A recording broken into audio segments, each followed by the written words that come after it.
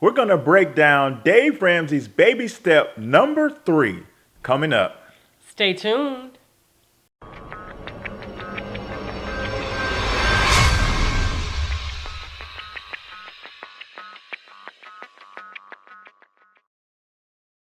Welcome back to another edition of the Sunday Night Sit Down with America's #1 money couple. I'm Tyler. And I'm Ty, and we're from hisandhermoney.com, where we're managing money, marriage, and everything in between. The Sunday Night Sit Down is being brought to you by our friends at Policy Genius. That's your go-to stop to meet all of your insurance needs. They have a totally free tool on their website where all you have to do is input your information and you will get instant quotes from multiple reputable insurance providers to help you make an informed decision when it's time for you to shop for insurance. All you have to do is go to hisandhermoney.com/policygenius. And of course, the link is down below in the description box. Well, guys, we're back with the continuation of the series that we're doing, outlining and explaining Dave Ramsey's 7 baby steps, which is a valuable strategy for anyone who is looking to achieve financial freedom. And so that's why we wanted to take time to explain each step intentionally to make sure that you guys have a clear understanding of how each step works, because this system does work. It's a proven system, and that's why we're bringing it to you. Ty and I have walked this out, and we want you to walk it out as well.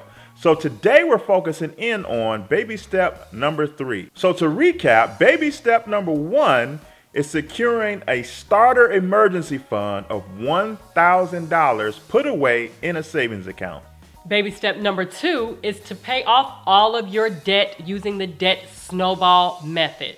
And that brings us to this video where we talk about baby step number 3, which is a fully funded emergency fund of 3 to 6 months worth of household expenses. Now, this is different from baby step number 1. Baby step 1 was just a starter emergency fund just to give you a nice safety net as you went into full grind mode getting out of debt. Now, we also must mention that while you are on baby step number 2, paying off your debt, in case of a small emergency and you have to then go to baby step 1 to dip into your $1,000 emergency fund, that's when you put paying off your debt, you put it all on hold and build that starter emergency fund of $1,000, bring it back up to $1,000.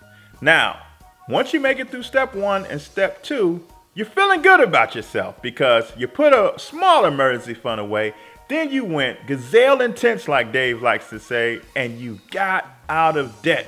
And it's like, now what? The process doesn't end there. Remember, the goal is not just debt freedom, but it's financial peace, it's financial freedom, it's prosperity. And so you continue on in the steps. And now it's time to move from a $1,000 starter emergency fund up to a fully funded emergency fund. The temptation here is to immediately begin investing harder for your retirement, or to start to fully fund your children's educational accounts, or even to pay off your mortgage. But remember, these steps are in order for a reason, because they make logical sense and it is a proven system. So before you start investing in your retirement and in children's funds, let's now fully fund our emergency fund. Why? Because life happens. Things come up that can knock you off the path to financial freedom if you don't secure your spot by having an emergency fund in place. Now, pay attention and take note. Notice we said that it's 3 to 6 months of expenses, not 3 to 6 months of your income. So it's not that you're just strictly looking at your income, because in an emergency situation, the only thing that's going to be on your mind is, I got to cover my bills and make sure that my family is all right. So you're going to take a look at your monthly expenses, and then you're going to multiply that by 3 or 6 months. We like to lean a little more to the higher side, but that's something for you all to discuss amongst yourselves. As long as it's in that 3 to 6 months range as a minimum, you should be all right. And usually, to kind of give you an idea on how much money that usually is, 3 to 6 months, for an average family is usually anywhere from $10,000 to $15,000 set aside into a separate account. We highly recommend do not commingle these funds with your main household checking account. Sit it aside in a totally separate liquid savings account where you will be able to access it right away in case of emergency. So an emergency will look like possibly someone may be getting laid off their job, or maybe an illness came up where it prevented the person from being able to work. Sometimes an emergency may even be maybe if the wife had a child and maybe your employer does not cover any type of maternity leave and you have to be able to figure out the household expenses and to still pay bills. That's when you want to try to tap into your emergency fund.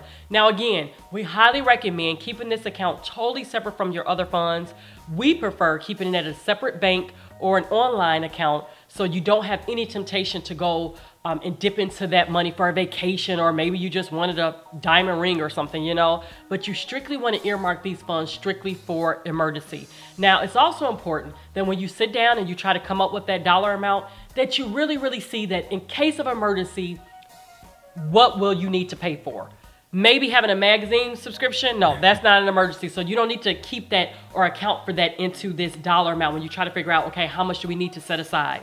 When we sat down and we actually looked at our entire budget and we went line by line, we started to omit certain things that we knew that in the event of an emergency, these are considered luxuries. Yeah. So we knew without a shadow of a doubt, you would not be getting your haircut, mister. What?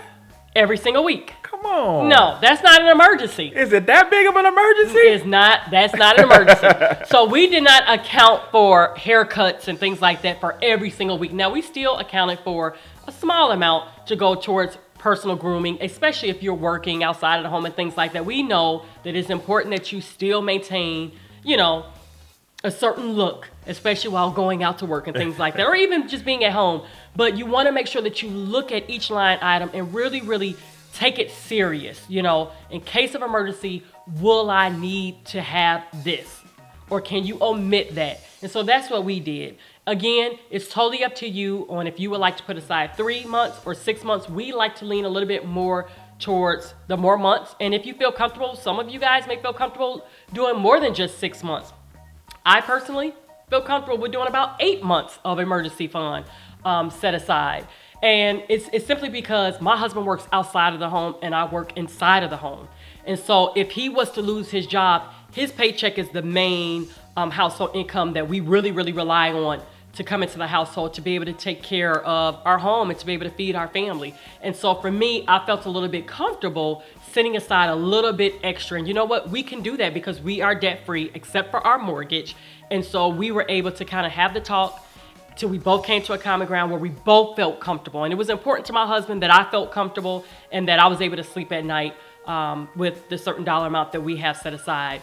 And guys, thank God that we're able to do it. And so that's why we're bringing this video to you. This is something serious. Do not omit this step. I can't tell you the amount of people, especially when I was working outside of the home, the amount of people that had to rely on emergency funds.